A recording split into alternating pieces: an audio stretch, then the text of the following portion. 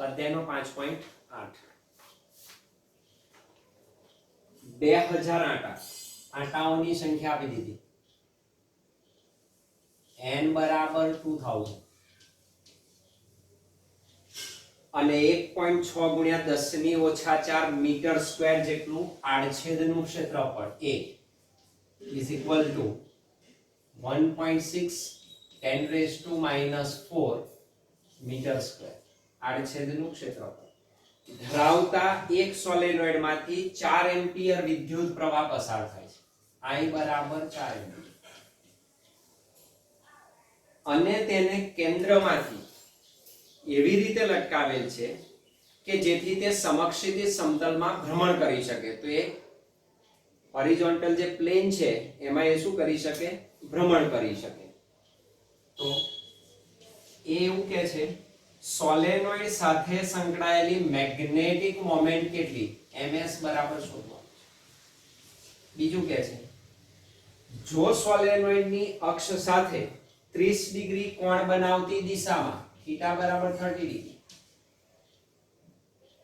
7.5 ગુણ્યા 10 ની ઓછા 2 7.5 ગુણ્યા 10 ની ઓછા 2 ટેસ્લા જેટલું નિયમિત સમક્ષિતિજ ચુંબકીય ક્ષેત્ર B આપી દીધું ઉત્પન્ન કરવામાં આવે તો સોલેનોઇડ પર લાગતા બળ Fs અને ટોર્કના મૂલ્ય કેટલા ટોર્ક બરાબર તો સોલેનોઇડ પર લાગતું ટોર્ક અને બળ શોધવાનું છે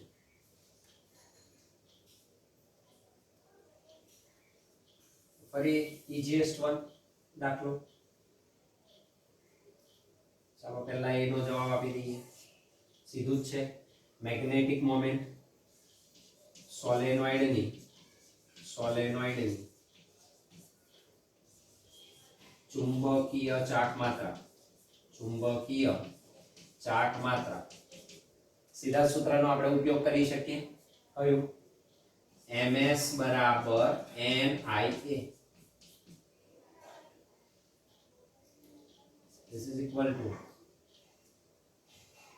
કિંમત આપી દીધેલી છે 2000 multiplied by 4 multiplied by 1.6 10 raised to minus that is ms is equal to 3 2 minus 1 અને I minus 1 છે તો minus 2 થશે 10 ની ઓછા 2 ગુણ્યા 4 દુ 8 અથવા 16 ચોક 64 દુ 128 that is 128 that means ms is equal to 1 point બે પાછળ ખસી જાઓ 28 એમ્પિયર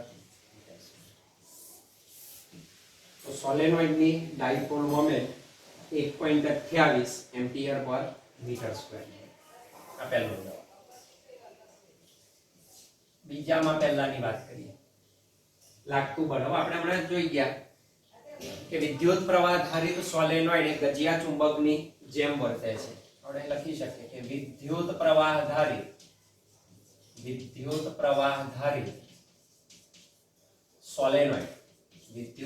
આધારિત સોલેનોઇડ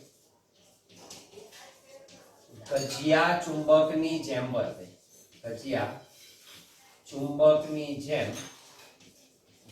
છે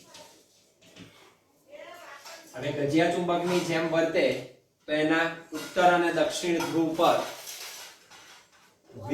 ચુંબકીય બળ ઉદ્ભવે તે ચુંબકીય બળ ધન n ઉપર ક્ષેત્રની દિશામાં s પર ક્ષેત્રની વિરુદ્ધ દિશામાં તો વિદ્યુત પ્રવાહ આધારિત સોલેનોઇડ એ ગજિયા ચુંબકની જેમ વર્તે છે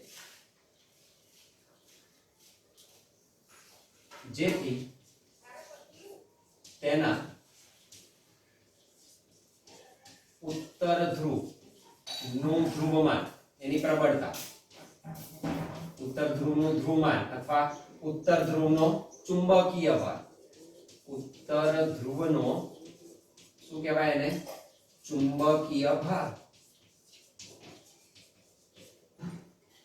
પ્લસ qm અને દક્ષિણ ધ્રુવનો ચુંબકીય ભાર ચુંબકીય ભાર માઈનસ qm હોવાથી તેના પરનું સોલેનોઇડ પરનું પરિણામી ચુંબકીય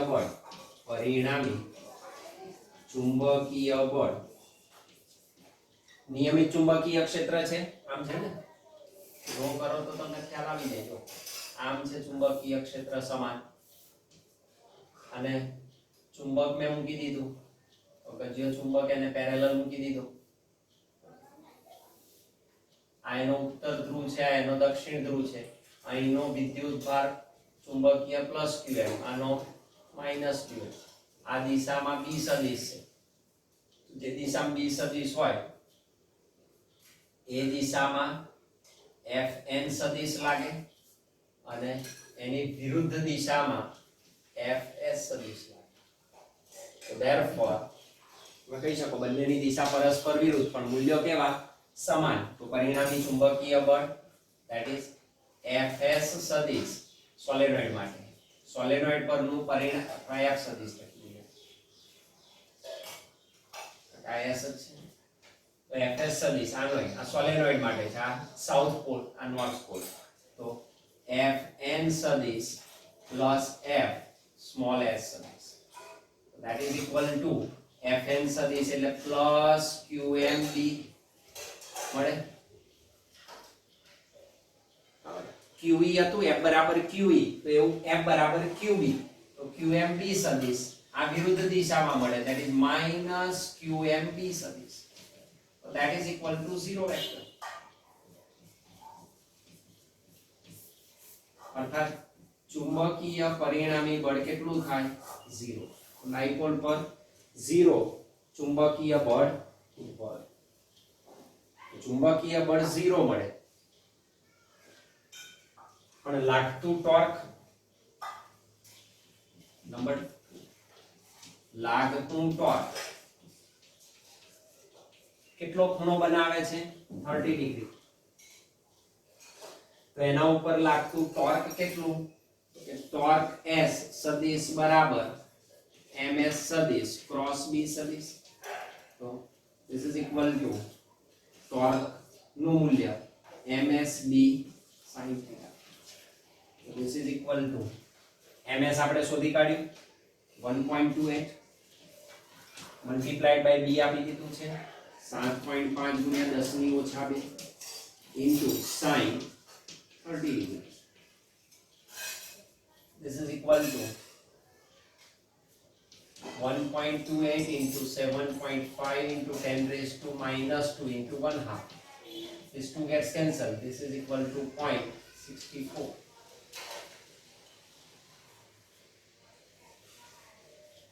આનું મલ્ટીપ્લિકેશન તમે કરો સાદું રૂપ આપો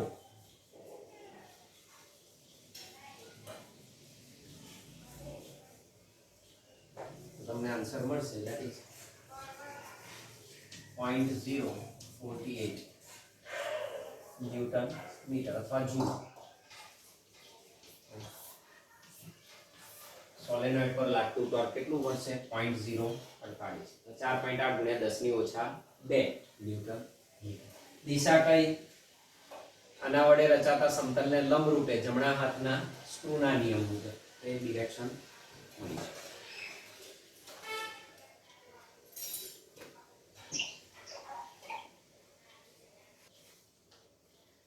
16 આટા અને 10 સેમી ત્રિજ્યા ધરાવતું એક વર્તુળાકાર ગૂંચળું 0.75 એમ્પિયર વિદ્યુત પ્રવાહ ધરાવે છે આટા કેટલા છે n 16 10 સેમી ત્રિજ્યા ધરાવતું r બરાબર 10 સેમી એટલે 10 રેઝ ટુ -1 મીટર 10 ગુણ્યા 10 ની ઓછા 2 તો રહેશે 10 ની -1 મીટર એક વર્તુળાકાર ગૂંચળું 0.75 એમ્પિયર વિદ્યુત પ્રવાહ ધરાવે છે તો પસાર થતો પ્રવાહ કેટલો છે 0.75 એમ્પિયર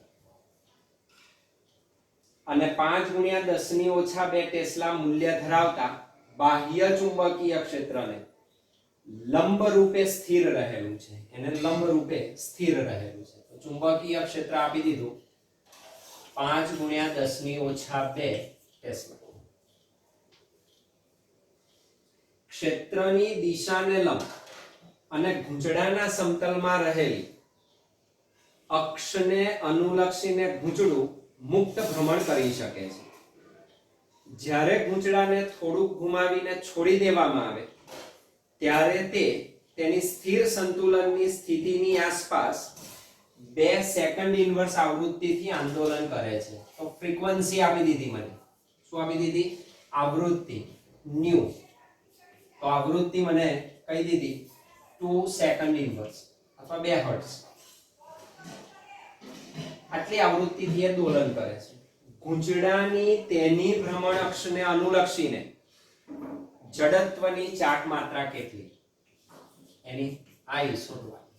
એની જડત્વની ચાક માત્રા કેટલી હોય આપણે એ શોધવું છે. તો વિદ્યુત પ્રવાહ ધારિત ગૂંચળું છે, ચુંબકીય ક્ષેત્રમાં છે, તો એના ઉપર ટોર્ક લાગે અને પુનઃસ્થાપક ટોર્ક લાગે. ડાયરેક્ટ સૂત્રનો તમે ઉપયોગ કરી શકો, આપણે શોધેલું છે. તો અહીંયા આગળ આપણે લખી શકીએ એના આવર્તકાળનું સૂત્ર આપણે લાવેલા છીએ. તો આવર્તકાળનું સૂત્ર પણ તમે ડાયરેક્ટ યુઝ કરી શકો અથવા તો ફરી મેળવવું હોય તો પણ તમે એને મેળવી શકો. તો વિદ્યુત પ્રવાહ ધારિત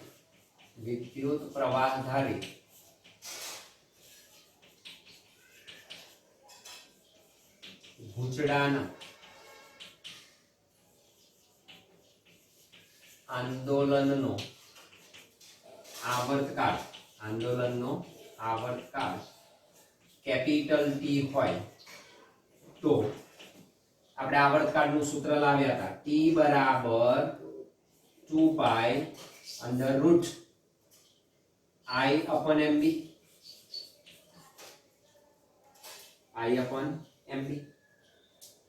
એનો વ્યસ્ત કરો એટલે આવૃત્તિ મળે. જુદી જુદી રીતે તમે એને શોધી શકો. વ્યસ્ત લેતા આનો વ્યસ્ત લઈએ તો શું લખાય? 1/t is equal to 2 pi under root mb upon I. This is equal to 1 upon 2 pi under root mb upon I. એનો પણ વ્યસ્ત થાય, આનો પણ વ્યસ્ત થાય. 1 upon t એટલે આવૃત્તિ. that means nu is equal to 1 upon 2 pi under root mb upon I. મારે I શોધવો છે તો પહેલા આને આ બાજુ ગુણી નાખું અથવા તો વર્ગ લઈ લઈએ. ચાલો વર્ગ લેતા તો nu square is equal to 1 upon 4 pi square અને આ વર્ગમૂળ જતું રહે mb upon I ને અહીં લઈ જાઓ, આને અહીં લઈ લો. that means I is equal to mb upon 4 pi square nu square. now what is m? તો મેગ્નેટિક મોમેન્ટ મળી શકે. તો મેગ્નેટિક મોમેન્ટ કેટલી થશે? m બરાબર જ્યાં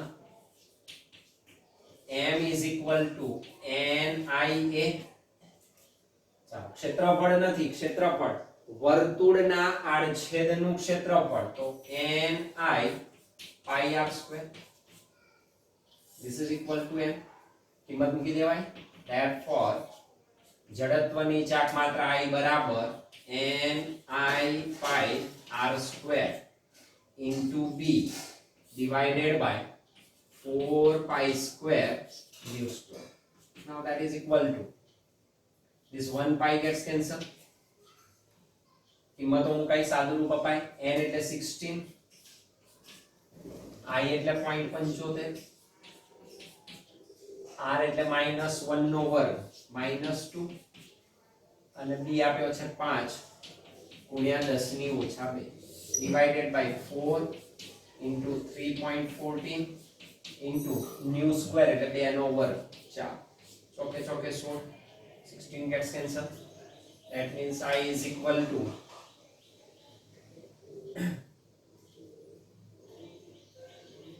75 375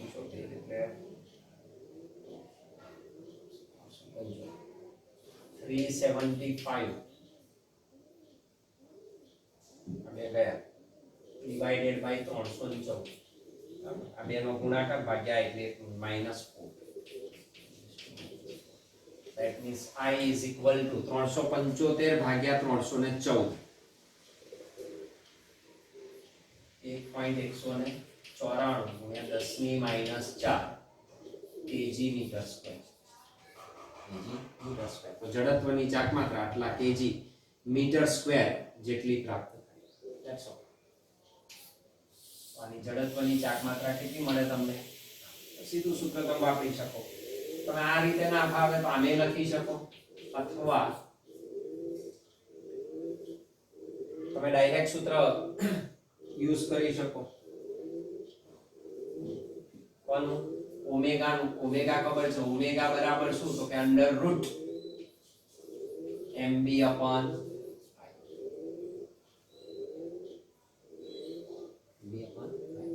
what is omega? That is 2 pi nu.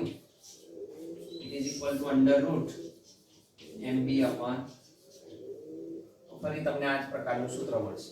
બરાબર? આ રીતે પણ તમે કેલ્ક્યુલેટ કરી શકો. આના ઉપરથી ફરી વર્ગ લઈને સાદું રૂપ આપી અને સ્ટાર્ટિંગ થી તમારે લેવું હોય તો તમે સ્ટાર્ટિંગ કરી શકો કે જ્યારે આપેલી વિદ્યુત પ્રવાહ આધારિત વાહક લૂપને તમે કોઈ નિયમિત ચુંબકીય ક્ષેત્રમાં મૂકો તો એના પર લાગતું ટોર્ક એના પુનઃસ્થાપક ટોર્ક જેટલું મળે. તો એના પુનઃસ્થાપક ટોર્ક અને આવર્તક ટોર્કને તમારે સરખાવવા પડે. Restoring torque is equal to આવર્તક ટોર્ક. રિસ્ટોરિંગ ટોર્ક તમારું કેટલું હતું? mb sin theta. This is equal to I alpha આવર્તક ટોર્ક. અને અહીંથી તમે એનો ઉપયોગ કરી શકો, સરખામણી કરી અને લાવી શકો. સ્ટેપ વધે, બરાબર? તો અહીંથી તમારે એના સ્ટેપ શું કરવા પડશે? વધારે લેવા પડે. અને સૂક્ષ્મ ખૂણો હોય એટલે sin theta is nearly equal to theta. Sin theta is nearly equal to theta.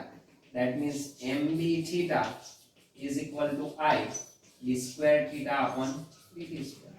તો આને સરખાવાય. d square theta upon dt square that is equal to શું? mb upon I into theta. This is equal to minus. અને આપણે minus કહીએ, પુનઃસ્થાપક torque છે તો પુનઃસ્થાપક torque that is minus. This is minus. ને d square theta upon dt square બરાબર minus omega square theta સાથે સરખાવતા. અને આને સરખાવી દો તો ઓમેગા સ્ક્વેર બરાબર તમને મળે mb upon તમારી પાસે આ ફરક જ મળે. આ રીતે પણ તમે મેળવી શકો.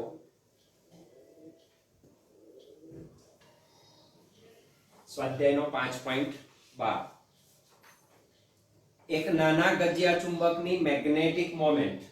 ગજિયા ચુંબકની મેગ્નેટિક મોમેન્ટ આપી દીધી. ચુંબકીય ચાક માત્રા m બરાબર 0.48 જૂલ પ્રતિ ટેસ્લા છે. ચુંબકના કેન્દ્રથી 10 સેમી અંતરે. હવે જો ચુંબકથી કેન્દ્રનું ચુંબકના કેન્દ્રથી અંતર આપ્યું તો ચુંબકના કેન્દ્રથી 10 સેમી અંતરે એને આપણે r કહી દઈશું. r બરાબર 10 સેમી કેન્દ્રથી અંતર 10⁻⁻1 મીટર. ચુંબકની અક્ષ પર a અને વિષુવ રેખા પર ચુંબક વડે ઉત્પન્ન થયેલા ચુંબકીય ક્ષેત્રની દિશા અને મૂલ્ય શોધો. તો ચુંબકીય ક્ષેત્રની દિશા અને મૂલ્ય ચુંબકની અક્ષ પર. તો ચુંબકની અક્ષ પર dA સદિશ શોધીશું મૂલ્યની દિશા સહિત. અને ઓન ઇક્વેટર તો ઇક્વેટર પર વિષુવ રેખા પર ચુંબકીય ક્ષેત્ર અને એની ડિરેક્શન પ્રાપ્ત કરીશું. What is mu 0 upon 4 pi એટલે 10⁻⁻7 ટેસ્લા મીટર પર હેનરી. લઈ લેવા. તો આમ છે ગજિયા ચુંબકને તમે મૂકેલો છે. ધારો કે આને મૂકી દઉં. આ એનો માન લો કે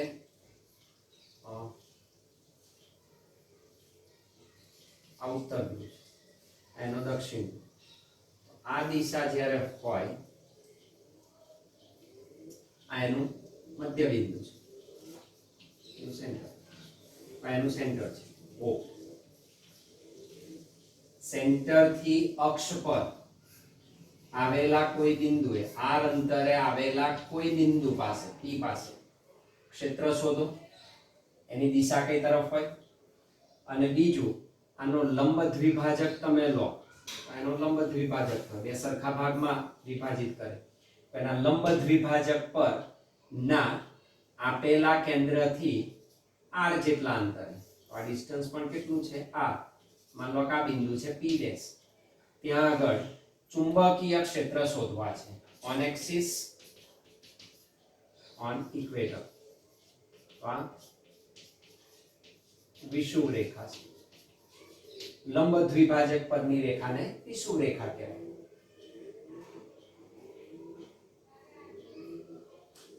નંબર 1,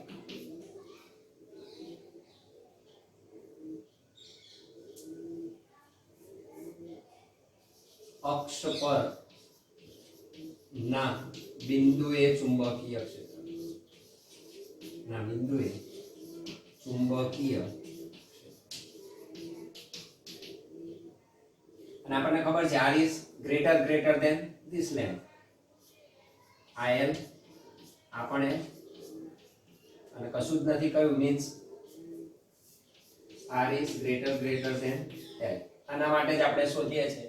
તો આપણી પાસે સૂત્ર છે BA બરાબર અક્ષ પરનું ક્ષેત્ર કેટલું? તો μ0/4π into twice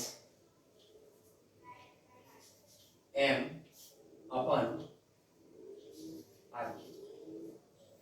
સીધું સૂત્ર છે તમારી પાસે. તો μ0/4π into twice m upon r cube સૂત્રનો ઉપયોગ કરી શકો. That is equal to, this is equal to -7 into 2 into m આપી દીધા છે 0.48 divided by 4, sorry 4π આવી ગયા, μ0/4π એટલે 10 raised to -7 r cube, that is 10 raised to -3. This is equal to 48 દુ 96 એટલે 0.96 ગુણ્યા -3 ને ઉપર જશે એટલે -4 ટેસ્લા. તો એક્સિસ પરનું થશે 0.96, 10 raised to -4 ટેસ્લા એટલે ગોસ, એટલા ગોસ કહેવાય. કારણ 10 raised to -4 tesla is equal to 1 Gauss. અને દિશા કઈ? તો અક્ષ પરના બિંદુએ ડિરેક્શન કયું હોય? મેગ્નેટિક મોમેન્ટની દિશા. મેગ્નેટિક મોમેન્ટ જે દિશામાં હોય એ જ દિશામાં. દિશા કઈ? m સદિશની દિશા.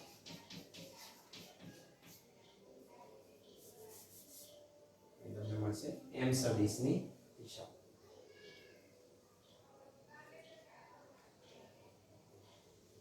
પહેલાનો જવાબ. નંબર 2, બીજું ક્યાં શોધવું છે તમારે? તો વિષુવ રેખા પરના બિંદુએ, વિષુવ રેખા પર બિંદુ. તો વિષુવ રેખા અને ટૂંકો ગજ્યો ચુંબક છે એટલે આપણે r greater than l લખી જ શકીએ. r greater than l માટે તો શું લખાય? તો આ p ડેશ બિંદુ પાસે, આ p બિંદુએ શોધ્યું. તો p ડેશ બિંદુ પાસે શું થાય? આનાથી અડધું થાય. કશું જ ના કરવું તો આપણને ખબર છે દિશા વિરુદ્ધ હોય, આનાથી દિશા વિરુદ્ધ અને એનાથી હાફ થાય. તો b ઇક્વેટર પર it is equal to, સીધું લખી શકું ba/2. આ પહેલું શોધો તો આના કરતા પેલું બમણું થાય. That's all. અને ડિરેક્શન એનાથી વિપરીત હોય. This is the easiest way. તો 0.96/2, that is 0.48 gauss.